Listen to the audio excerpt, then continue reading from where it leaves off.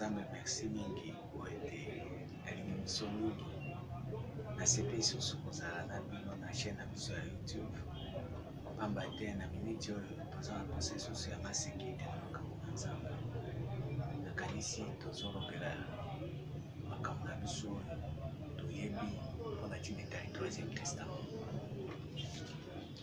Nzambe abatela mpe apambola mpe asunga ayokela bino mawa bino bayebozolanda biso mpe bao baocomprendre oyo boza na confiance ete makambo tozoloba ekokwea na mabele malamu mpo lelo tozolinga makambo ya nzambe eza esusu masese te me ekoma realite yango wana naza kosenga na bino kozwa bible na bino ozwi kai na yo ozwi stilo na yo mpo oyo nyonso tozoloba etikala te kaka na oyoki kabo eleki na monoko eza eloko oyo ntango kotika lisusu manisu korimine yango mpona bolamu mpe bolingo ya nzambe. Nayebi ete makambo eza malamu mpona avenir na biso nyonso me ya moto eza nini tozala mabele malamu mpo soki toke na bible ntango nzambe asalaki Genèse 1:1 atiaki point ayebaki ntina mpo na kati ya Genèse 1:1 efanda na paradis. Soki moto akoti na Genèse 1:1 aza na paradis. Dieu créa les cieux et la terre. Mokanda ya Esaïe 51 verset 16 elobi boye. Esaïe 51 verset 16 naotanga ona kombo na Yesu. Je mets mes paroles dans ta bouche. Je te couvre de l'ombre de ma main pour étendre de nouveaux cieux et fonder une nouvelle terre. Et pour dire à Sion, tu es mon peuple. Je mets mes paroles dans ta bouche. Je te couvre de l'ombre de ma main pour étendre de nouveaux cieux, fonder une nouvelle terre. Nzambe atie maloba na ye na monoko ya Esaïe po ete asala sie ya sika na mabele ya sika. Or na Genèse 1:1 bakelaki deja Nzambe asalaki deja cieux na terre. Me mpona nini awa lisusu Nzambe ayebisi Esaïe asala cieux ya sika na terre ya sika po aloba Sion eza peuple na ye parce que na Genèse 1:1 esimbaka te tellement esimba te nde Nzambe ayebisi Esaïe yo meka nango me natika maloba na ngai na monoko na yo po soki otangi na Genèse te na Jean totangaka yango mingi tosi totanga yango Jean 1 Jean 1 c'est 3. Toutes choses ont été faites par elle et rien de ce qui a été fait n'a été fait sans elle. Toutes choses makambo nyonso esalema na yango nini liloba po elobi au commencement était la parole était avec Dieu, la parole était Dieu. Makambo nyonso esalema na liloba yango Nzambe ati maloba na ye na monoko ya Esaïe po ete Esaïe asala lisusu sie ya sika na terre ya sika po sie ya kala na terre ya kala eleka balinga mikati na nkolo lelo oyo tozonyokwama mpo na ye po Genèse 1:1 ezokokisama te création ya cieux na terre oyo Nzambe azoloba na mokanda ya Matthieu 6 alobi boye verset 10. Non, Matthieu 6, verset 9. Voici comment vous devez prier. Notre Père qui es aux cieux. Mon Nzambe so ya salisie. Neti aza tata na biso ya fanda na dewana. Notre Père qui est aux cieux. ya afandaka wana mais nzambe asali sie mais atala boye ye atika lufanda wana te yango moni azomeka koyebisa meme Ezaïe asala sie mosusu po azotala sie boye ye moko aza te mokanda ya Somme 8 verset 4 lobi bo quand je contemple le ciel ouvrage de tes mains quand je contemple le ciel bacontemplaka okotala sie boye ozotala otali oyo eza ouvrage ya nzambe na maboko ya nzambe nde basali sie oyo mais okotala lelo moto ata moko atikali kocontemple sie ya nzambe ata soki ozwi opportunité ya kocontemple sie okomona maboko ya nzambe esali yango te okomona sie wana esalemi na maboko ya bato nzambe sunga Acte 17 verset 24. Dieu qui a fait le monde et tout ce qui se trouve dans, étant le Seigneur du ciel et de la terre, n'habite pas dans des temples faits de mains d'hommes. Nzambe asalaki mokili afandaka te na temple esali na maboko ya bato. Akofanda wana te. Akofanda wana te bwana. Olie temple esalema na maboko ya Nzambe. Olie Nzambe nde asala eloko me bato nde basali. C'est-à-dire quoi? Ma prophétie ezobima yoko koma boye yoko sala boye sala. Eza makambo bato nde bazoloba Nzambe nanga alobi bongo te. O biso tozozonga sikoyo na baptême. Se tozongi na baptême bifo kodinda nano na mai. Tango dindi na mai tango kobima nde okomi moto ya sika Nzambe asali yo okomi nouvelle créature. Oyo Nzambe akreaki sie na terre wana na sie wana ekomi Nzambe nde asali yango wapi na nzela ya mai oyo totangaki mokanda ya Proverbe 25 ezali bonne nouvelle okelami na bonne nouvelle okelami na liloba oyo eza malamu bonne nouvelle pas ba mauvaise nouvelle te mais lelo bato bazokelama na bonne nouvelle te bato bazokelama na mauvaise nouvelle ezali makambo nyonso ezolobama oyo eza en dehors ya destin na yo eza mauvaise nouvelle bonne nouvelle eza makambo oyo eza na kati ya destine na yo balingami kati na nkolo nde bonne nouvelle yango soki moto annonce yo nouvelle oyo eza kocontenir na kati ya destin na yo nde eza bonne nouvelle mais soki moto apesi yo makambo eza libanda ya destine na yo destin na yo eza mauvaise nouvelle quelque soit eza elengi ndenge nini balingami kati na nkolo yango wana ozomona lelo tozosouffrir. Pourquoi? Parce que bato bazokoka kokota na bonne nouvelle te à se découvrir ami bakena kati na Nzambe akoma nini. Ecclésiaste 3 verset 11 balingami kati na nkolo.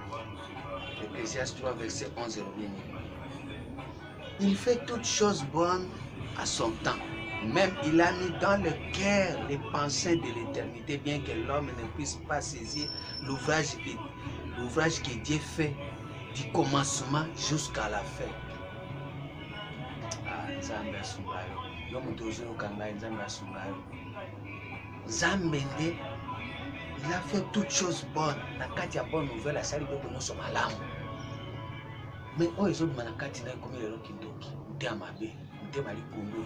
Motema ya zuwa lokuta lokoso moyibi olingi bato bazwa te olingi bato bapambwama te olingi bato mosusu bapesa bango te kaka yo eza bonne nouvelle te eza makambo oyo ekomama na kati na yo te eza bonne nouvelle te eza mauvaise nouvelle biloko wana nyonso ezojouer rôle na kati na yo bandeko na ngai. J'ai reconnu qu'il y a des bonheurs pour eux en se réjouir et en se donner du bien-être pendant leur vie. Makambo Nzambe asali kati na eza ba bien-être, il faut que se dépesa nango. Il faut que se donner nango. Eza pour na bien-être na yo. Eloko Nzambe asali. Na verset 14. J'ai reconnu que tout ce que Dieu fait durera toujours, qu'il n'y a rien à y ajouter et rien à y retrancher, et que Dieu agit ainsi afin qu'on les craigne. Babi onoso Nzambe asala, o Nzambe asala na kati ya mutu, e umelaka kaka. mais encore moins lelo makambo nyonso ezomela te po nzambe asala na kati na yo te ozwa mosala balongoli okende boye esimbi te osala boye esimbi te omeka oyo omeka eza eloko nzambe atia na kati na yo te balingami kati na nkolo yango nazosenga na bino baoyo bozolanda biso bosabone na chaîne na bino bosoutenir yango mpe makambo nazoloba esengeli ekota na batelevizio na baradio na bachaîne mosusu mpo ebikisa bana na biso tobonga mpe tobomani mpe mingi toweli mingi towelani mingi tobungi mingi tobebi mpe mingi tonyokwami mpe mingi balingami kati na nkolo tokomisi mpo na ta ya koyeba boyebi bosusoli Romains 15 verset 5 à 6 molingami kati na nkolo moto ozolanda biso oza moto esengo Romains 5 à 6 elobi boye que le Dieu de la persévérance et de la consolation vous donne d'avoir les mêmes sentiments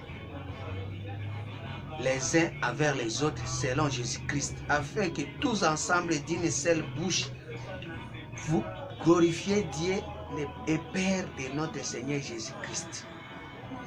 Que le Dieu de la persévérance et de la consolation vous donne d'avoir les mêmes sentiments. Si vous avez un destin, vous avez un sentiment comme un sentiment ya kotepatepate okomi na le même sentiment na nzambe ndenge nzambe akalisi mpo na yo yango nde mpe ozosala ndenge nzambe alobi mpo na yango nde mpe ozosala okomi na sentiment en Jésus-Christ vous donc d'avoir les mêmes sentiments les uns les autres les uns envers les autres selon Jésus-Christ. Selon Jésus-Christ ça veut dire destin na onde comme commandé au Jésus à l'obakati na yo pas éclairé yango nde kosala. Jésus-Christ n'est que la parole de la connaissance.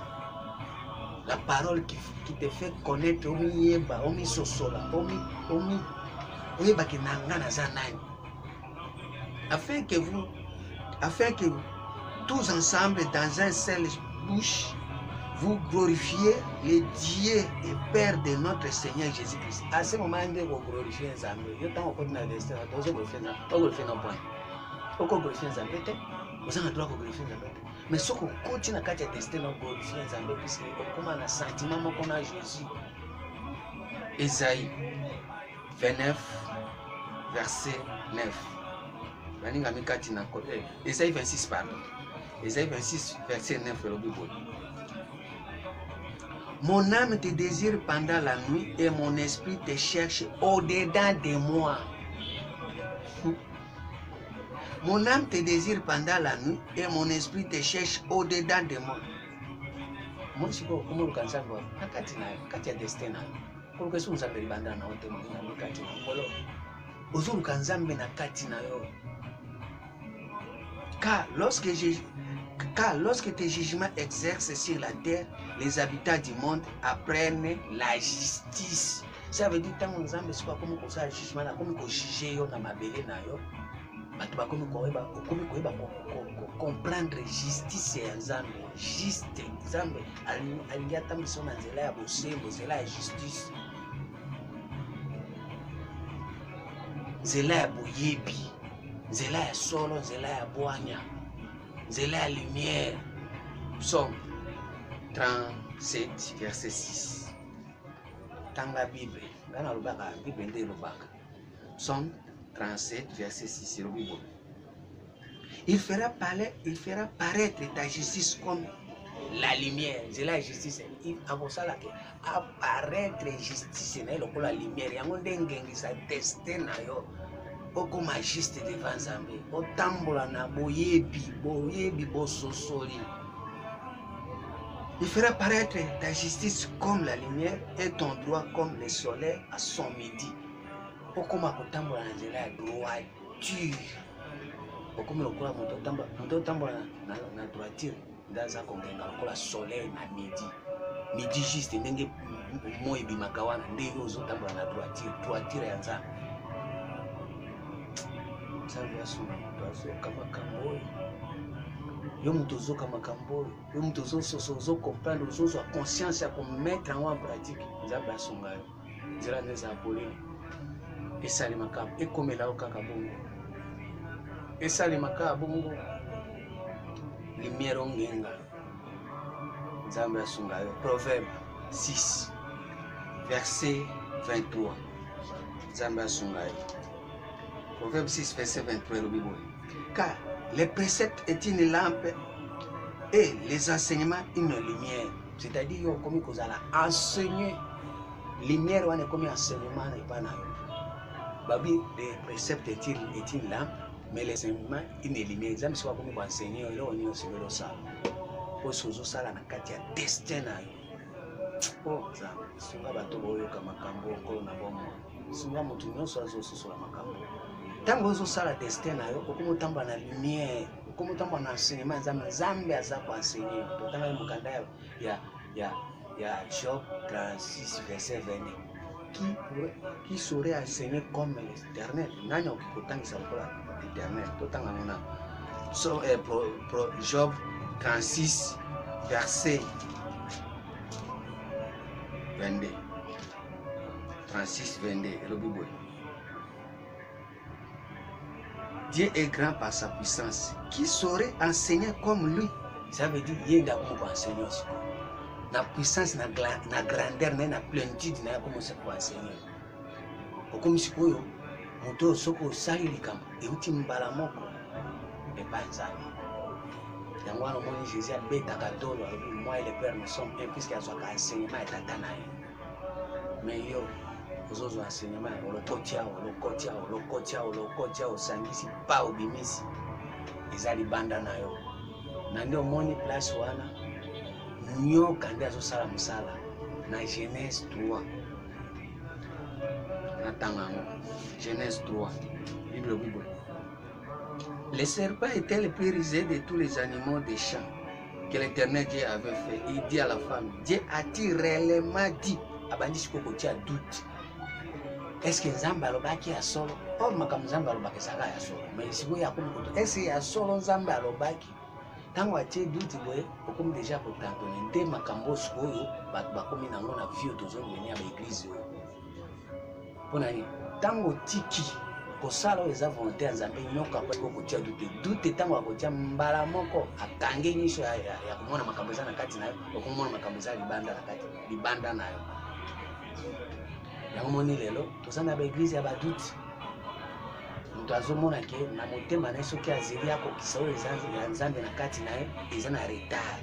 Il faut awela mbala moko kingali neti asali boyenga mpe fona sa, kingali neti asombi boyenga mpe asomba, neti ye akendeki boyenga mpe fona akende. Okomi sikoyo odute bomoi na yo, odute destin na yo mpona koakompanye yo sikoyo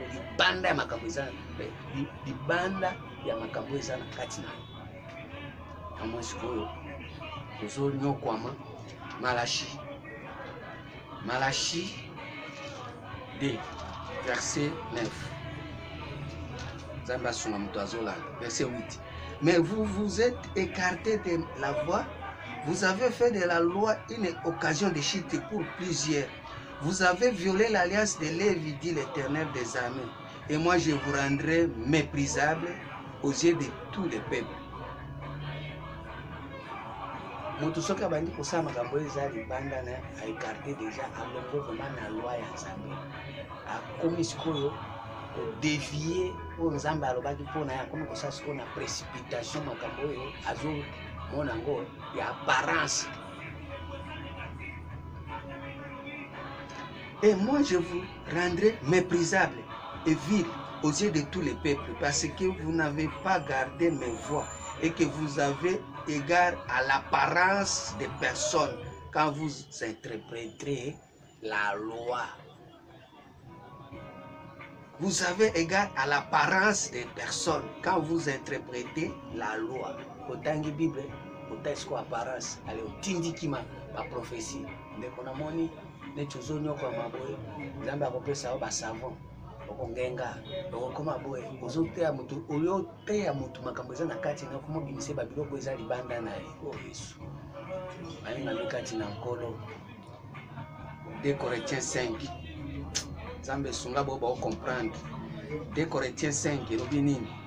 Toke na verset 10. 2 Corinthiens 5 verset 10. Car il nous faut tous comparaître devant le tribunal de Christ afin que chacun reçoive selon le bien ou le mal qu'il aurait fait étant dans son corps. Tribunal à moi ça. Il a nzambe ndenge na loba ko zo juger déjà. Tango za na nzoto na yo ko sala mabe na malamu. Mabe zani. Otikina ko kota na kati ya destin na yo. D ozo sala malamu. Malamu nini? Oyo sali ya kaya libanda wana. Nzambe o juger. A juger. Même les biens les mal o sali wana. Les biens wana o juger. Mais comme na mbongo boye ko na mbongo. O enviaki ko na mbongo. Oyibi mpango mbango. Ebe mbongo wana na biso na basi mime. Kome osaki ntumba, omuke na babare, kofanda na babare, kusabo nzambo tosaka ete. Ozana na mbongo. Ozana na mbongo. Ça bien, mais bébé wa. Vino siko komde. Yango no moye lelo batu bazonyo kwama. Azana nzambe lisusu te. Mais azana bien, asali makambo ebele simbi mutu kama basi kili kintumba lobinga yo masanga lotoko zododo amela tu nzambe sunga tribunal ya nzambe ezo salima direct. Connaissant donc la crainte du Seigneur, nous cherchons à convaincre les hommes. Dieu nous connaît et j'espère que dans vos consciences, vous nous connaissez aussi. Nous ne nous recommandons pas de nouveau nous-mêmes auprès de vous, mais nous vous donnons l'occasion de vous glorifier à notre sujet afin que vous puissiez répondre à ce qui tire gloire de ce qui est dans l'apparence et non dans les cœurs. Oh Jésus. Bato baza kotia gloire na bango na apparence na eza makambo ya motema te, eza makambo ya destin. Soki nde biloko nyonso wana esengeli nzambe ajuge yo niveau okomi wana c'est bon, mais eza biloko nga na tie kati na yo te. Eza makambo nga na komaki te mpo na vi na yo te. Lelo bato bazonyokoma na nzinga na yo mpona yo mpo owelisi. Mais ce que ça est après ça na kati na yo ngaki ko na libanda eboye tout le monde baza nzinga na ba souffrir te. Yango ande kona nga molinga mikati na nkolo na miniti oyo toza na kosa nzambe ayokela bino mawa. Ayokela bino mawa atika bino boye te. Mokanda ya 2 Corinthiens 10 verset 7. Vous regardez à l'apparence. Si quelqu'un se persuade qu'il est de Christ, qu'il se dise bien à lui-même que comme il est de Christ, nous aussi nous sommes de Christ. Et quand même, je me glorifierai un peu trop de l'autorité que le Seigneur nous a donnée pour votre édification et non pour votre destruction. Je ne saurais en avoir honte. C'est-à-dire, bato basi bakomi bayibi makambo ebele mais ya apparence, basali makambo ebele ya apparence, mais awa bato pe baza na kati ya destin na destiné na bango, baza pe bato pe se basi et aux assolité po na minute na yo moto zo se glorifier na apparence na moto aza ko se glorifier na destin na lekio po ya sana connexion na nzambe mais yo za na connexion na diable na nyoka ya mwana mwana na mikati na nkolo doze suna ta ya kubanda ko critiquer moto te, kofinga moto te, kolula moto te, kowelela na moto te. Sophonie oh nzambe sunga bo bazo comprendre biso. Sunga bo ba comprendre Sophonie de. Yo moto zo comprendre makambo na zoloba. Yo moto za na souci ya kotia na motema. Nzambe accompagner. Sophonie de premier verset. Yo moto zo yoka makambo olingi yango. Nzambe atika ote. Ozala créature ya sika. Nzambe akela na kati na yo. Nzambe soka kini na kati na yo. Le vouloir et le faire et votre pas. Sophonie 2, premier verset.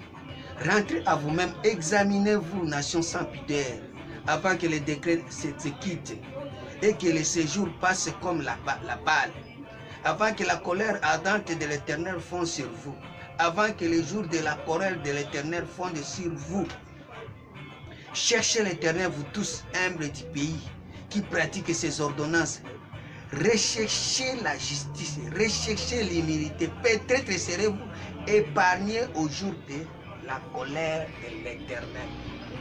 Koluka justice c'est ça que okende soki na parke non koluka justice eza makambo eza na kati na yo sala makambo eza na kati na yo oza juste devant Nzambe mais soki osali makambo eza libanda na yo oza injuste. Luka justice na kati kota rentrez à vous-même mizongisa na kati na yo luka ozala juste devant Nzambe ozala juste so osali la destin na yo so osali destin na yo to oza injuste. Zacharie 12. Nzambe sunga bo bazola. Zacharie 12, premier verset. Yo mutozolanda ngai, Nzambe asunga. Oracle, parole de l'Éternel sur Israël. Ainsi par l'Éternel qui a étendu les cieux et fondé la terre. Création. Et qui a formé l'esprit de l'homme au-dedans de lui. Destin na yo. Qui a formé l'esprit de l'homme au-dedans de lui. Boingami. Tango na zolo bao. Ozoyoka. Ozoyoka. Ozoyoka. O ekoma o baloba kite. Job 32 verset 8. Zambe sunga bato bola. Mais en réalité dans l'homme c'est l'esprit, le souffle du Tout-Puissant qui donne l'intelligence. En réalité, au-dedans de lui, en réalité, dans l'homme, c'est l'esprit. Nzambe a formé l'esprit. En réalité, dans l'homme, c'est l'esprit, le souffle du Tout-Puissant qui donne l'intelligence.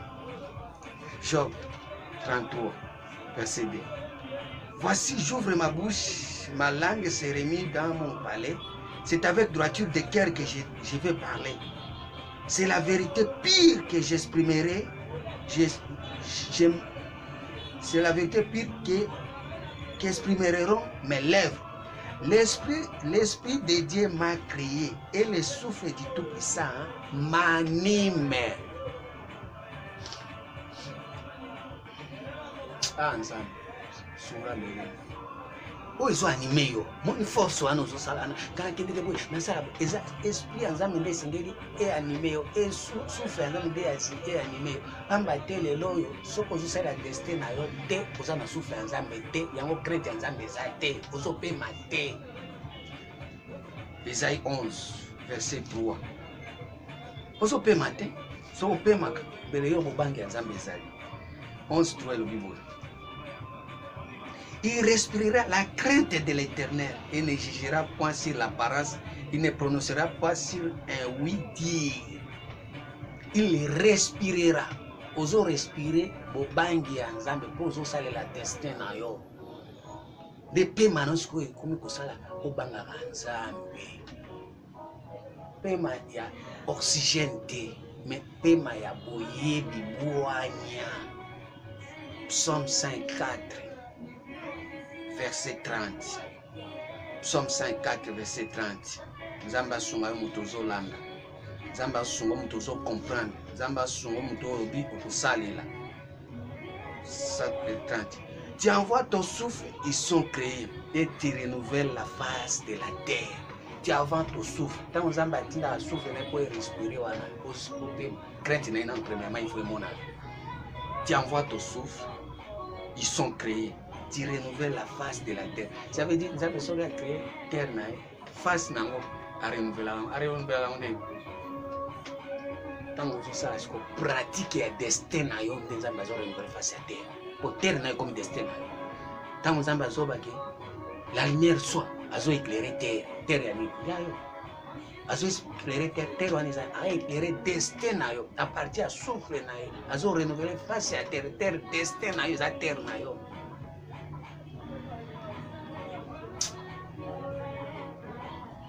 Apocalypse. Nzambe asunga yo 5 verset 10. Nzambe asunga yo tozolanda. Tu as fait d'eux un royaume de sacrificateurs pour notre Dieu et ils régneront sur la terre. Ils régneront sur la terre. Croyez en terre, ça te coupe dans le bateau mal à l'aise. Croyez en terre, ça veut dire quoi? Vous êtes capable, il y a destin, vous avez maîtrise. Nous sommes les gens ça là, vous savez ça t'en a côté souci. Pour comme roi, terre na yo jamais au sala kindumba, jamais au sala makambo ezaya buzoba parce que au comme ko régner na mais terre na yo comme ko tosa yo. C'est-à-dire ba passion na yo ba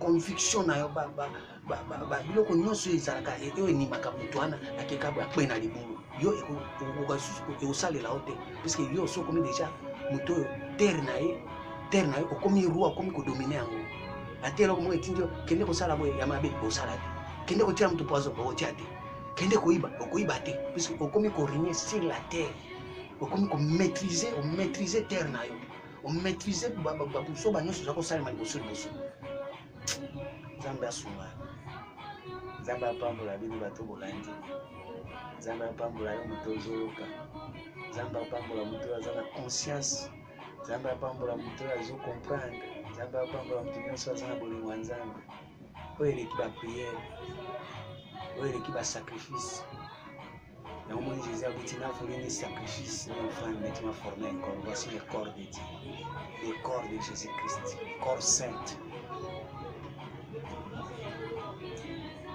1 Corinthiens 15 verset à Souka wana litabisi donc ça veut dire litabisi 1 Corinthiens 15 verset 53 lobini Nzambe sunga ba basoka car il faut que ce corps corruptible revête l'incorruptible et que ce corps mortel revête l'immortalité corps oyo eza na immortalité eza destin na yo so okoti na kati ya destin na yo kuna makambo ya baliwo eza te puisque wana ozosala oyo oza na contact direct na Nzambe na yo.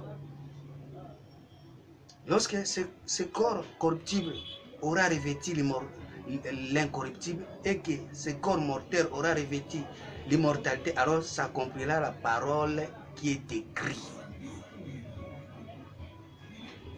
Etikala bwena kombo na Yesu Kristo. Amen.